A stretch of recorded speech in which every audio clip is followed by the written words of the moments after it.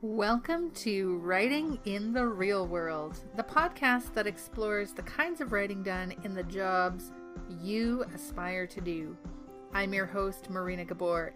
In today's episode, I'll be talking with video producer Ian Connell about his career ups and downs as a video producer and the kinds of writing that are involved in video production.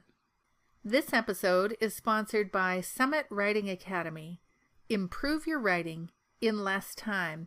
Go to summitwriting.net for your free 14-day trial. You can find the show notes for this episode at summitwriting.net/WITRW/S2E1.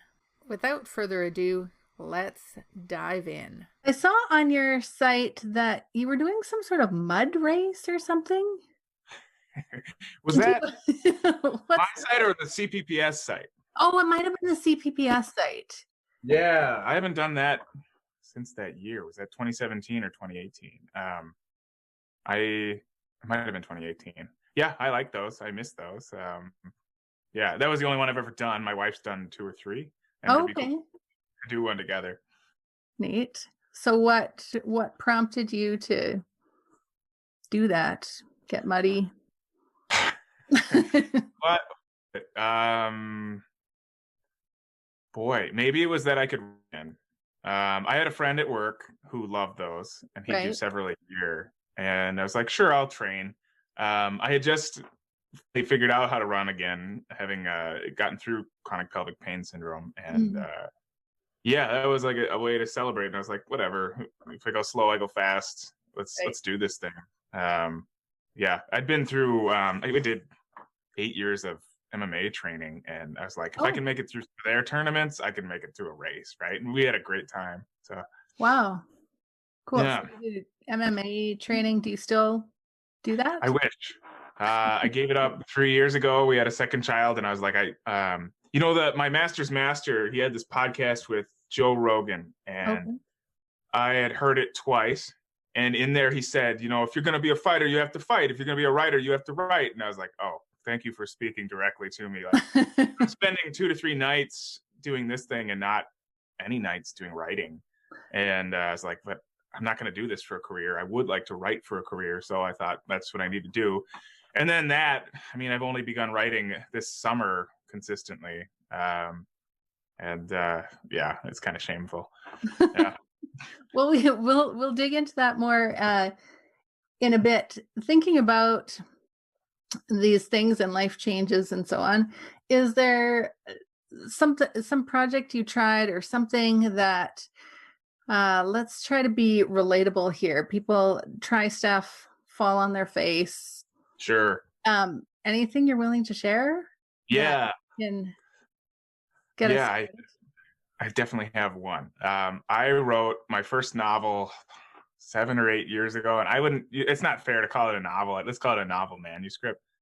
I spent 5 years revising it 3 times, or maybe it was more than that. And then when I finally was all done with that, I sent it to 2 or 3 people, and I wouldn't hear back from them. And then I'd bug them. They're like, I just couldn't make it through the first chapter. I was like, oh, okay. No. Yeah, it was a bad book.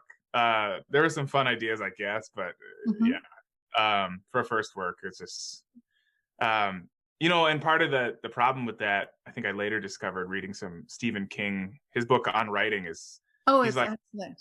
Yeah, I liked it. One of the things I learned from him was he can tell when a work is begun at one time and then picked up later. And there's more problems with that. There's me being a total noob and things like that. But yeah, like if I write another book, I'm gonna just sit down and finish it in a month. Do you ever do that NaNoWriMo? No, I'm always tempted. That sounds amazing. But no, maybe next year I could do it. Like I'm starting to just figure out I can write in the evenings and but yeah. How about you? Nice. Yes, I wrote a novella in high school. That was a very long time ago at the prompting of a friend who she would type it out for me. This is like now I'm really dating myself. I don't think we had a computer then. Oh yeah. And so I'd handwrite and she'd type stuff and then she'd say, well, what's going to happen next? What's going to happen next? And so she forced me to finish it. Never did anything with it. And one day I have a series in my head. We'll see if it comes out. But like you said, you know, kind of like you with your fighting and your writing, what do you choose? Yeah. And different seasons, different seasons for different things. Sure.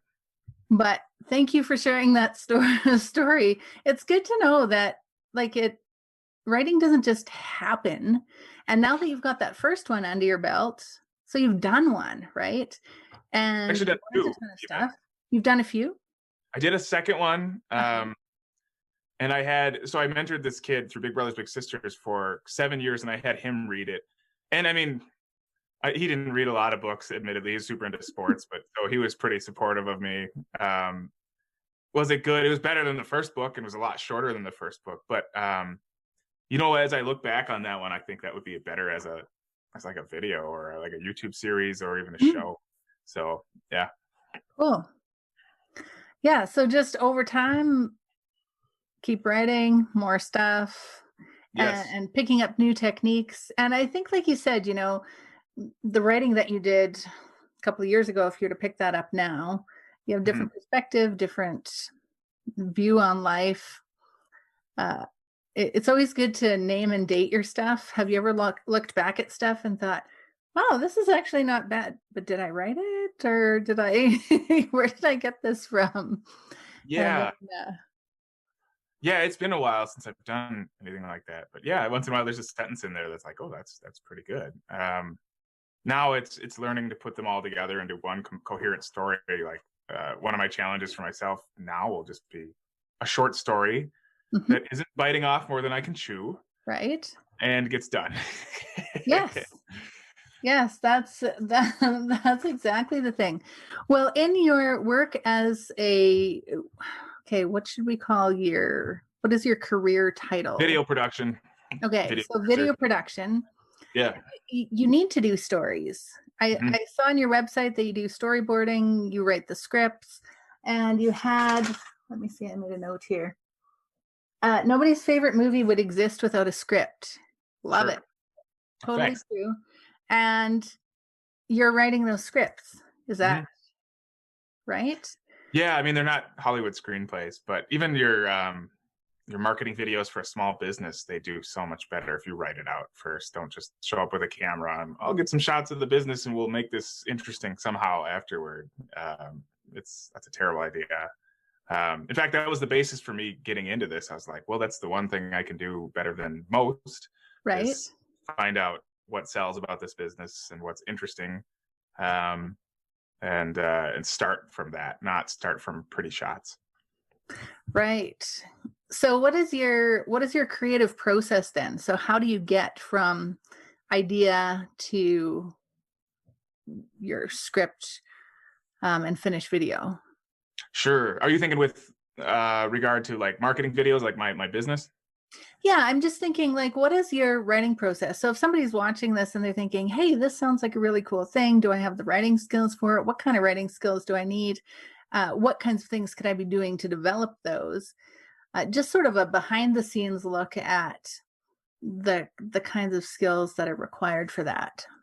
Sure. I like to depend on a script template because there are pieces of it. I get so excited with an idea that I'll write the idea and then I won't remember to make, say, a thumbnail for the video or figure out which tags, or a really good idea, especially online with all the competition for attention, is to start with a good headline and then fit the rest of your content to that, which helps me because I try to fit too many ideas into one story. So I go down this template and fill those things out and then do an outline. Sometimes I just go ahead and write a first draft, but then you end up reorganizing it in an outline. And then revisions. If you're willing to do revisions, it'll get better. It'll turn out into something good. You just have to be willing to stick with it. Sometimes when you hate it. So revisions are key. And I know that has been, if you look at any writer, that's the thing. Yeah. It's the writing is in the revision, right? So you come with your idea, and then some people think that, you sit down and you write your novel, or you write your script, or you write your short story or whatever, and boom, it should be just brilliance on the page one time, right? Yeah. But then interesting that you said, you keep at it even when you hate it. Yeah. I have abandoned enough of them to be ashamed. But now it's like, no, this is a point of pride. If you're going to start this, you're going to finish it. Sometimes that means making it significantly shorter, Mm-hmm. or visually simpler, so I can just turn it out in like a day. Yeah. I don't know where else I'm going with that right now. That's okay. That is okay.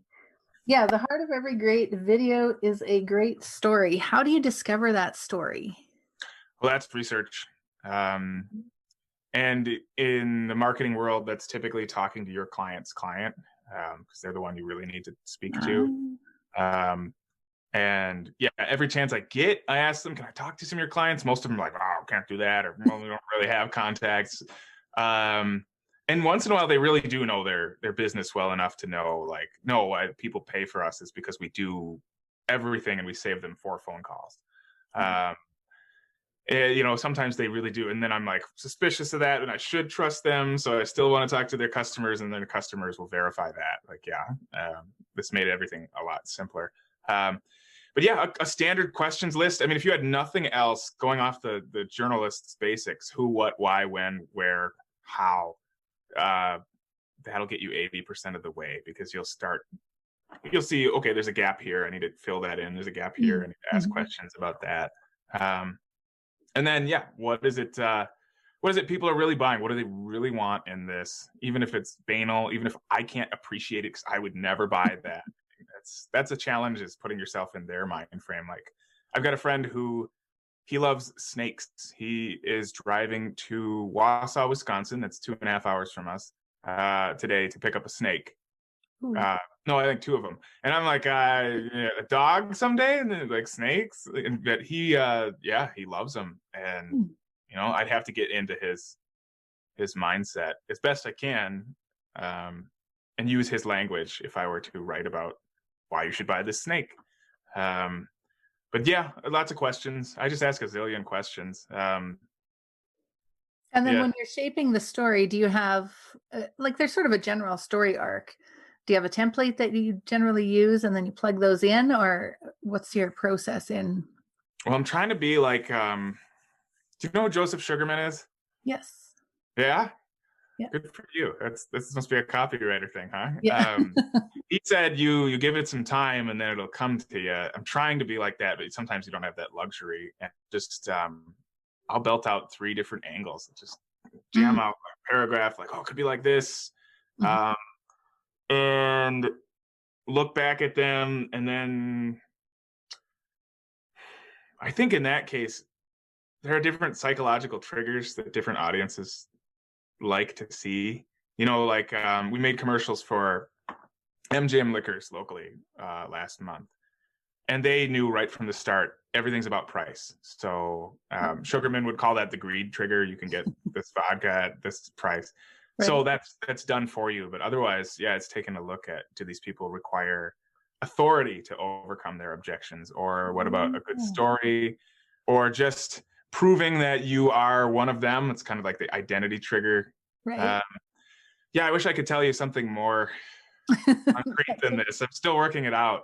But yeah, and there are copywriting fundamentals. A great headline, simplicity, it flows. Yeah, that's another place where revision really is great. So is it sort of this merging of copywriting and storytelling? Because I would think it's not just storytelling. There's an infusion of that copywriting. Yes. Where video is concerned, you've got this, at least I see it as a divergence. You have videos that are completely scripted. So you can write those and revise those as much as you want, or they're the ones that are dependent on interviews. And And then to add more chaos to that, you don't know necessarily what shots you're going to get. If you've got a studio, you can control all of these shots, and you've got an infinite budget, you can make anything, but usually you don't. So you go up on site. Ideally, you've been there before and you know how this business runs, so you know roughly what shots to get, but that you won't get them all, and some of them will be uglier than you think. So in the case of the interview one, it's like having sentences written for you, and you need to form them into a coherent story in the edit. Interesting. Yeah, I'm still chewing on how that works. Like visually, it still can work very well. People like video. But I suppose in that sense, it'll never be as in-depth as having written it from scratch. Or very rarely. But, sometimes all you need to show is like this shoe. This is the new Air Jordan. You identify with Air Jordan. That's good enough. Yeah. So sometimes it's the, like you said, with that shoe. So if I'm into those kind of shoes, I'm making my own story. Yes. Based on. Yeah. And that's where images, they leave so much for you to fill in. Yeah. And I know brands like Supreme, the clothing brand, I don't even know if they use much copy at all. They just show pictures of stuff and they're like, we're New York hipster cool. And then I did some copywriting for a martial arts brand. Who was that? Super Rare. And they wanted to do that. And I thought that was a bad idea. It's fine for their apparel. You can show a cool shirt with Muhammad Ali on it, and that's probably good enough. Right. I tried to add some flavor to that by giving just a little history of Muhammad Ali in a real not tongue-in-cheek, but stylish way. Right. But like if you're looking at their gloves, you need to know what they're made of. You need to know how well they're stitched. You need to know the weight, because you have different weights for different tournament classes. And they'd have the weight in there, but they wouldn't have a lot of technical details, whereas Amazon knows the more info you have in there, the better it sells. So yeah, there are times when you can let people's imagination fill in the details, and there are times when you need to provide them. Well, especially I guess if there are technical things that are going to matter to that person as far as getting them to buy it. Yeah. Is there something where you've ever thought you'd written something well, and then after the fact it was, you looked at it and thought, oh dear, that's not exactly what I meant? Any bloopers? Yeah, there is. I mean, you can share it or not. No, it's fine. There's two. Let me tell you a funny one first. Okay. When I was on, it wasn't our honeymoon. I was on a vacation with my wife. Actually, I don't think we were married then. We were in, what's the famous island off of Mexico? Shucks. I should know that. Anyway,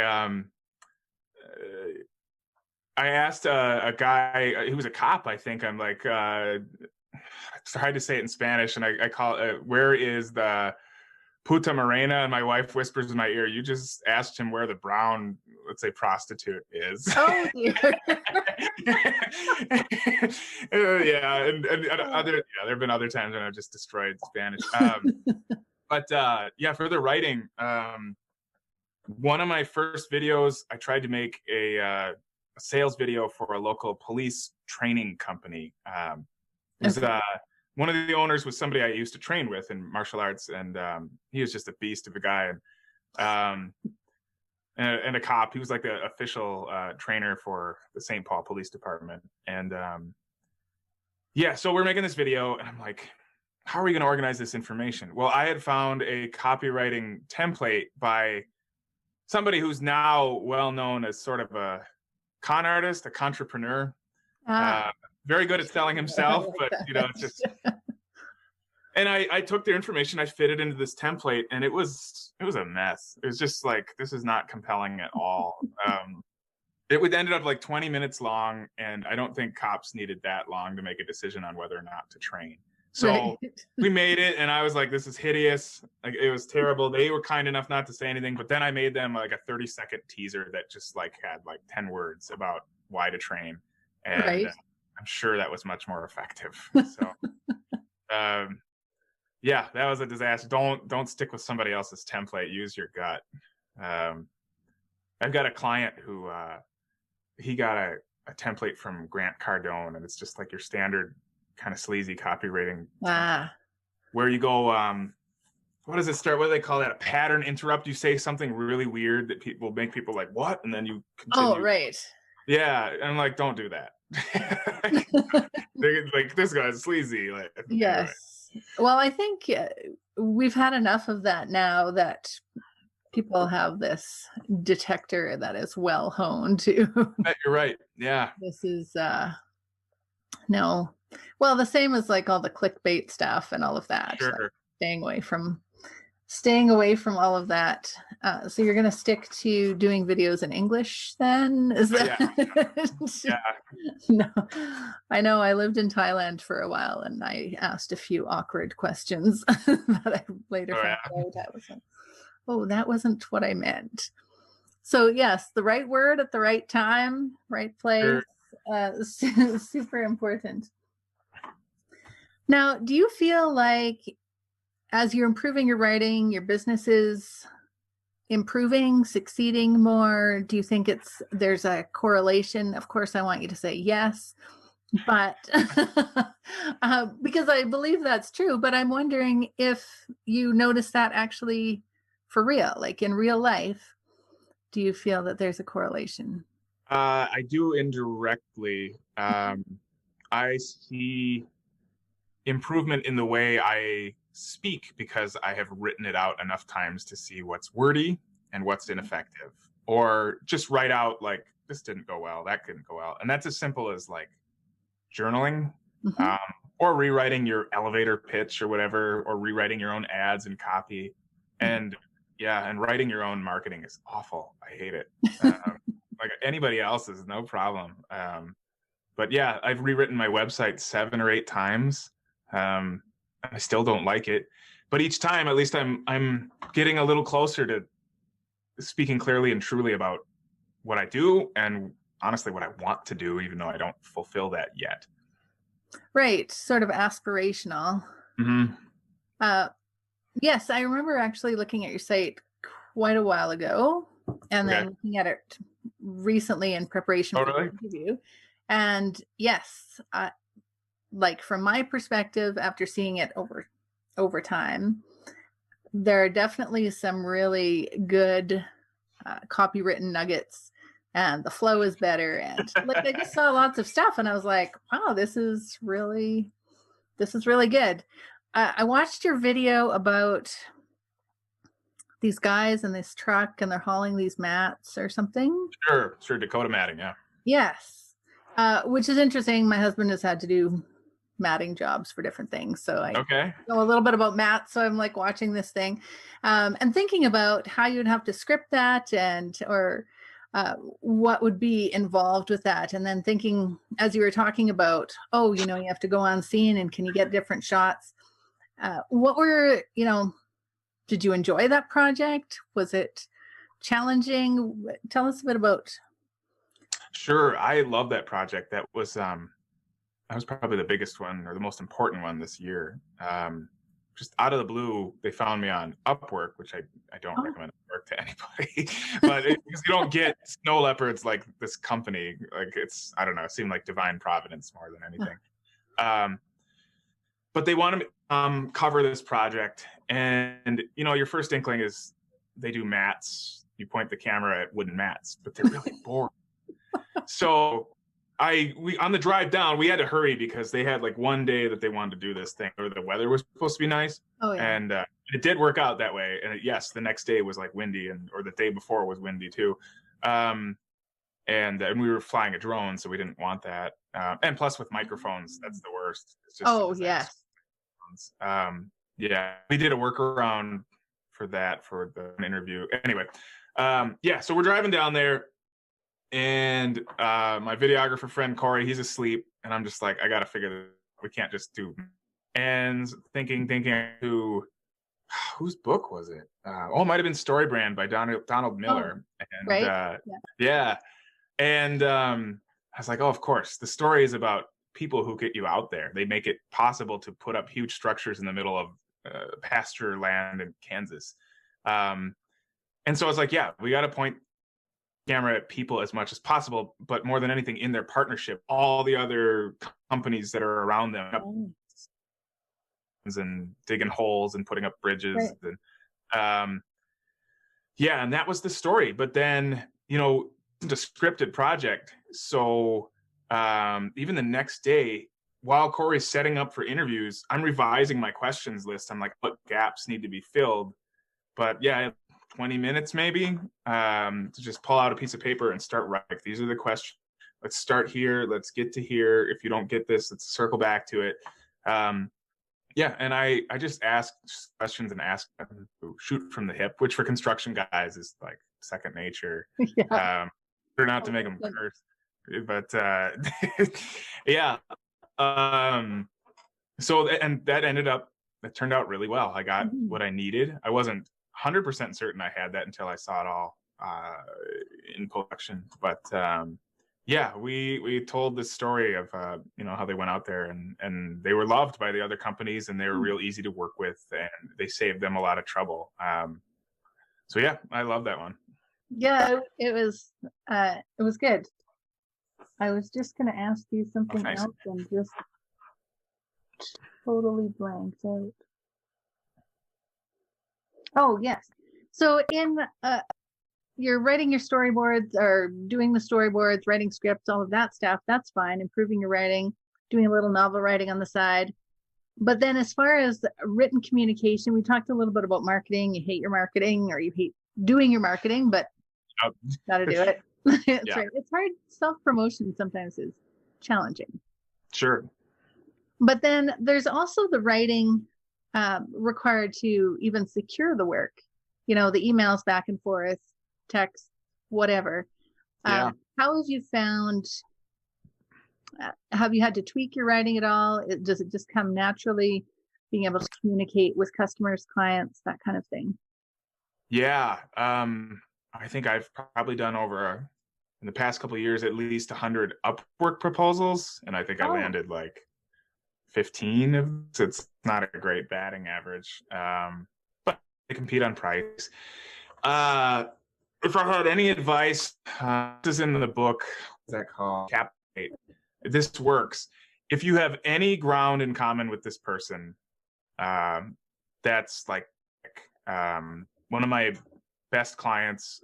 They sell probiotics, and I told them that I eat paleo. I'm well familiarized with the keto diet. I know quite a bit about cholesterol, and there'd be no terminology that they use that I would be unfamiliar with. And that got me the interview.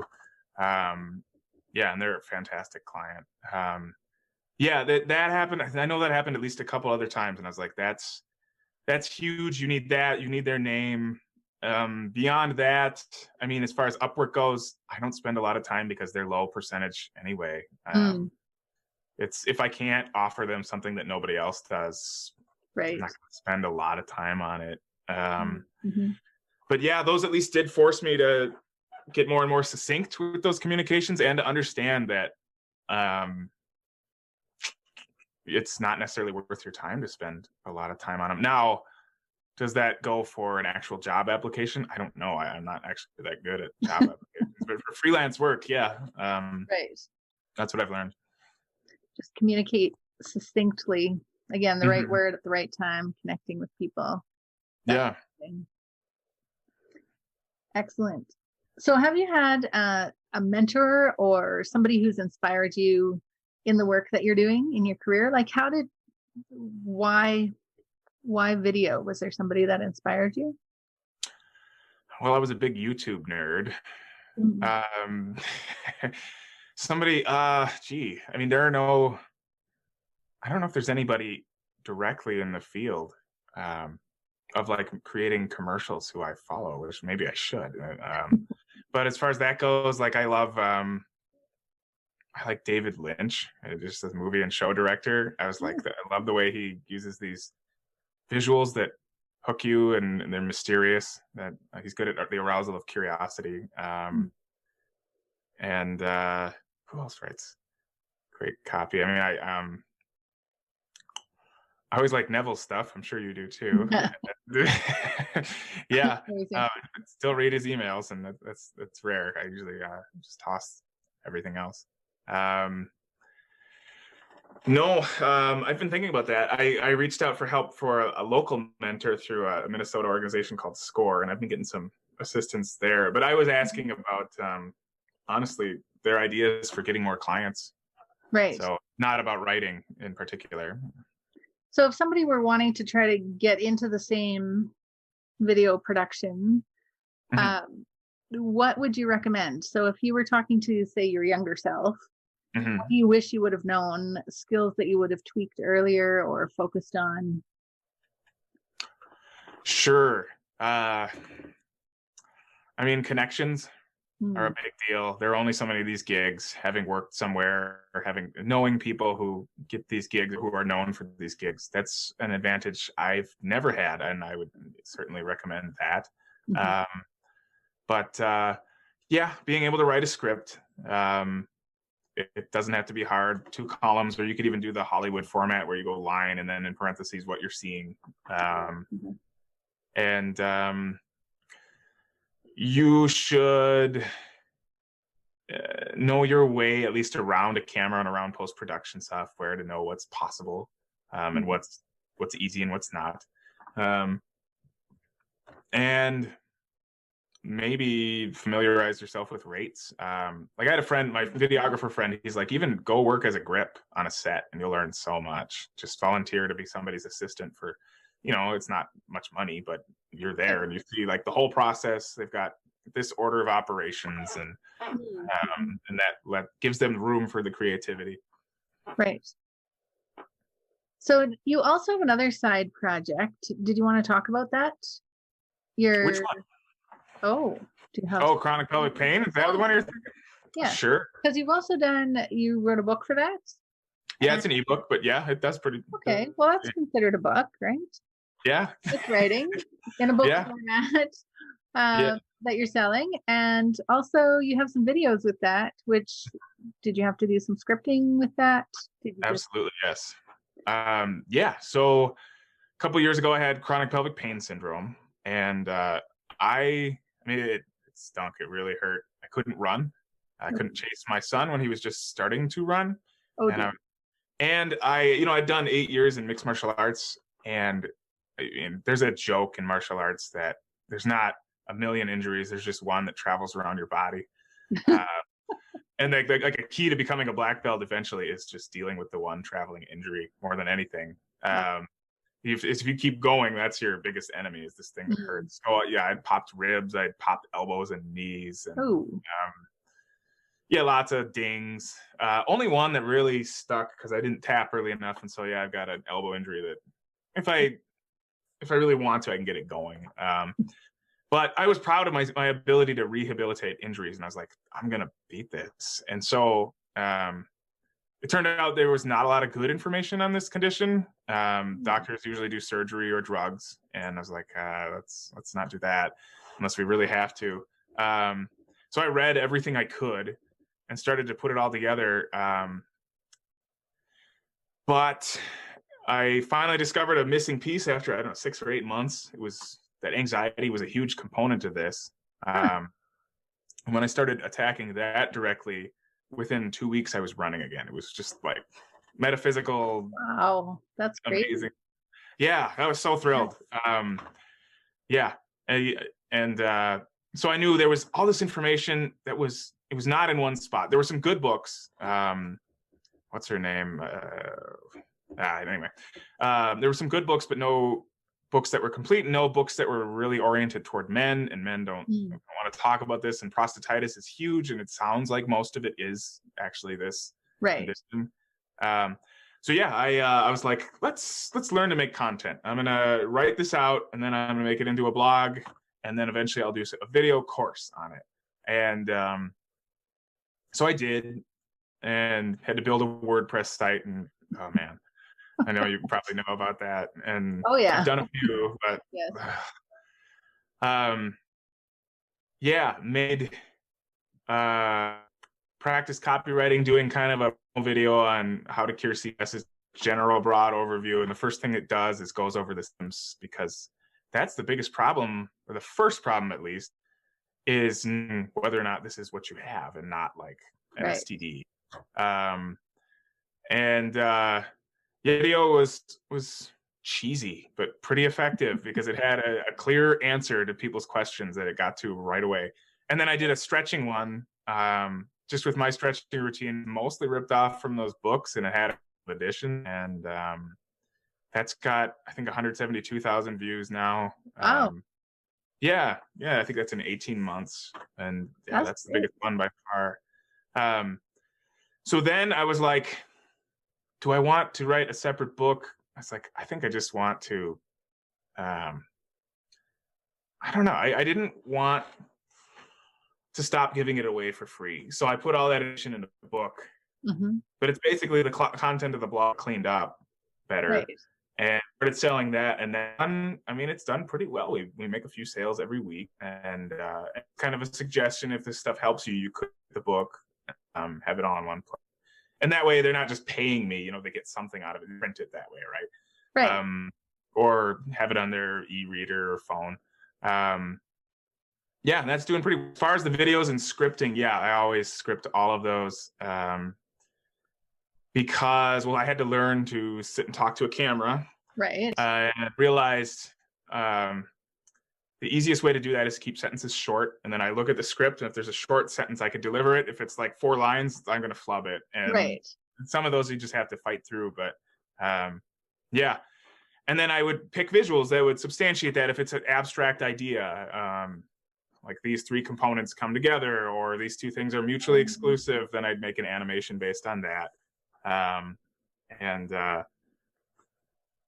Yeah, those are, I haven't put as much time into those in the past few months. I still make them, but I don't make these elaborate animations. I think I will for the next one, but yeah, they do better than I think. And I get a lot of questions and a lot of thank yous. So I'm glad I made them. That's gratifying. Yeah. Neat. Well, it sounds like video and writing are connected. People that are wanting to get into this kind of career, they do need some sort of writing skills. Definitely. You don't necessarily have to be a novelist. No. But you do need to be able to put words and ideas together. Yeah. And if somebody were to reach out to you, are you open to talking to people? Can they connect with you? Sure. You can find me on LinkedIn, Ian Connell, IANCONNEL. I think the photo even has this shirt and sweater, so it'd be pretty easy to find. There are only a handful of others named Ian Connell, and I think they're like race car drivers and stuff. So yeah. Yeah. And if somebody is looking to get some video work done, they should contact you. You will put together a script for them. Yeah. And all their details. Even if that's all they want, if it's just a script. I saw that on your website, actually. Yeah. I've sold more of those on Upwork than anything. Okay.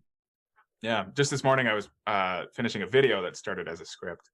And yeah, but I could, as Captain America says, I could do this all day. I could write those all day. And I mean, in some ways maybe it is easier than email or direct mail or that, because you have visuals and you're keeping your sentences simpler. And yeah, love to help. Thank you, Ian. And thank you, listeners, for joining us today. If you're interested in learning more about video production, or you have some videos that you want perhaps Ian to create for you, you can contact Ian at ianconnell.com. I'll also put his information in the show notes for your reference.